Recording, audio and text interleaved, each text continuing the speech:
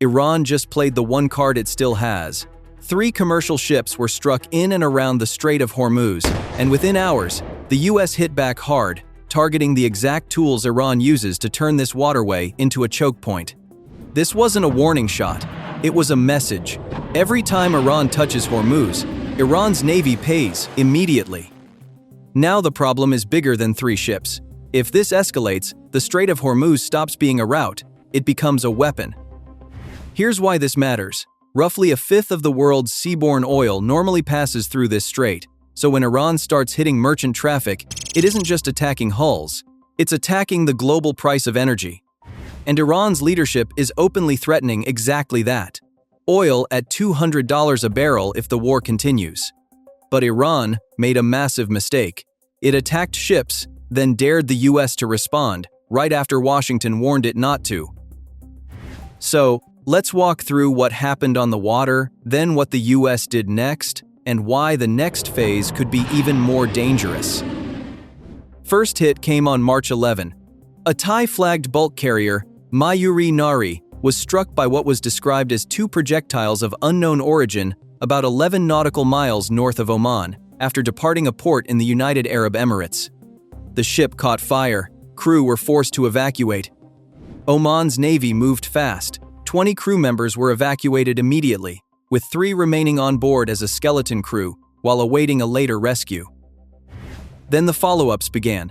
A Japanese container ship, One Majesty, was hit as it sailed about 45 kilometers northwest of Ras Al Khaimah in the UAE. Damage was described as minor, above the waterline. Less dramatic than Mayuri Nari, but still a clear signal. A third vessel, the bulk carrier Star Gwyneth, flying the flag of the Marshall Islands, was struck about 50 kilometers northwest of Dubai while at anchor. Damage was reported to the hull in the hold area. No injuries were reported. Put those 3 incidents together and the intent becomes clear. Iran is trying to prove it can reach commercial shipping in and around Hormuz on demand. And that's Iran's wartime leverage.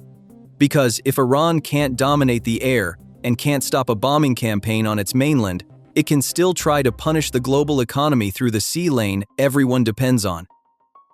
This is why analysts call Hormuz Iran's real nuclear option. At its narrowest point, the Strait of Hormuz is about 21 miles wide. But traffic does not spread across the full width. Shipping is channeled into 2 lanes, one inbound, one outbound. Each about 2 miles wide, separated by a buffer zone. So the effective space where most tankers move is only a few miles wide. That makes it a choke point Iran can threaten with mines, drones, rockets, and fast boats without needing to close the entire strait the way a navy would. And Iran is saying the quiet part out loud. A spokesperson for what remains of Iran's military command, Ebrahim Zulfikari, warned, "Get ready for oil to be $200 a barrel, because the oil price depends on regional security." Oil prices have already reacted. Reports described a surge toward 120, then a pullback toward the 90 range as hopes rose that the war might end. Iran's calculation is simple. Bring the fear back, force pressure onto Washington, and buy a political off-ramp. The US saw this coming. On March 10, President Donald Trump warned Iran publicly to not turn the Strait of Hormuz into a death trap. He focused on mines. If Iran had placed any mines, they must be removed immediately. If mines were placed and not removed, he warned military consequences at a level never seen before. He also dangled a carrot. Pulling back and stopping ship attacks would be a giant step in the right direction. Iran didn't listen, it struck anyway.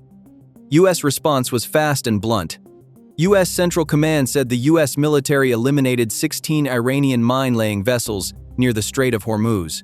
Trump claimed that within hours, 10 inactive mine-laying boats and/or ships were hit and completely destroyed, with more to follow. Then the number climbed. The logic here is precise. Iran can threaten Hormuz in many ways, but mines are the most dangerous escalation because they create uncertainty that stops shipping even before a ship is hit.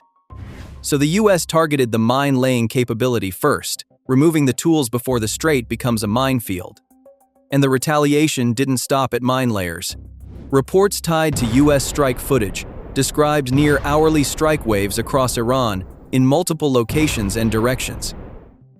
Among the naval losses described were the last 4 Shahid Soleimani-class corvettes Iran had in its fleet, meaning an entire class of warships wiped out.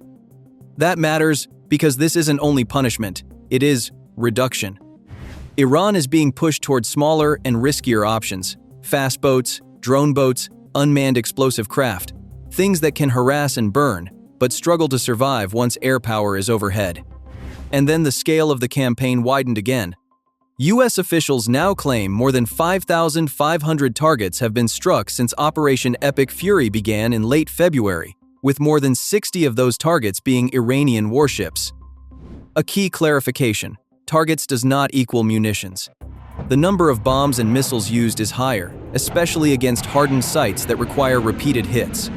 That's the pressure Iran is trying to counter by hitting commercial ships.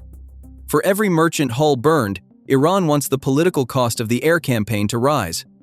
There is a real question about how long this pace can be sustained. One analyst, Preston Stewart, noted that 5,500 targets over roughly a couple of weeks averages out to around 500 targets per day. And that rate becomes hard to maintain long-term with standoff munitions alone. The US has a lot of Tomahawks, ATACMS, and long-range cruise missiles, but not enough to fire 500 strikes per day indefinitely. So the expectation is a shift: more guided bombs as air defenses degrade, and fewer expensive standoff weapons in order to keep pressure high for as long as needed. And that brings us back to Hormuz, because Iran is betting the strait forces the US to split attention.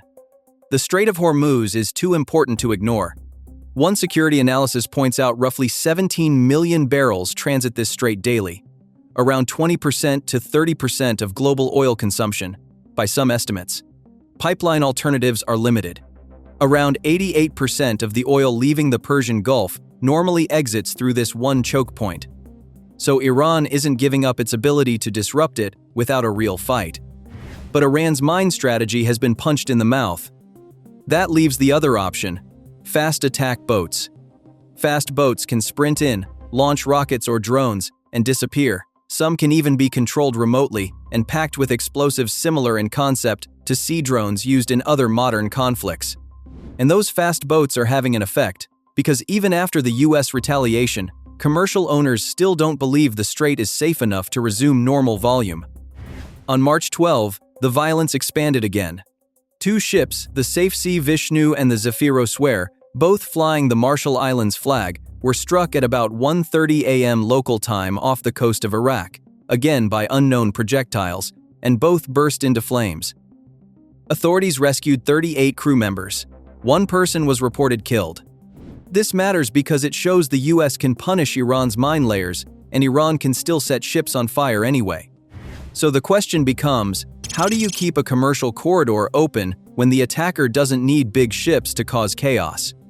Proposed solution is constant air cover, fighters airborne over Hormuz, F-22, F-18, F-35, F-16, ready to intercept drones, boats, and projectiles before they reach a hull. It's workable. It's also expensive, because intercepting cheap drones with high-end fighters burns money fast. Another answer is escorts, Allied warships sailing with commercial vessels, using electronic warfare, radar coverage, and layered defenses to reduce Iran's hit rate. France is preparing a major naval deployment across the region, including an aircraft carrier group, 8 warships, and 2 helicopter carriers, and Macron has described work on a purely escort-based mission to reopen commercial passage through the Strait of Hormuz once conditions allow.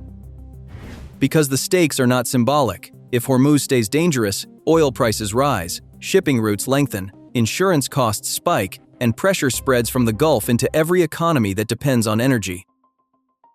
Iran wanted Hormuz to be leverage. Instead, Hormuz just became the trigger for the most direct US naval punishment Iran has taken in years.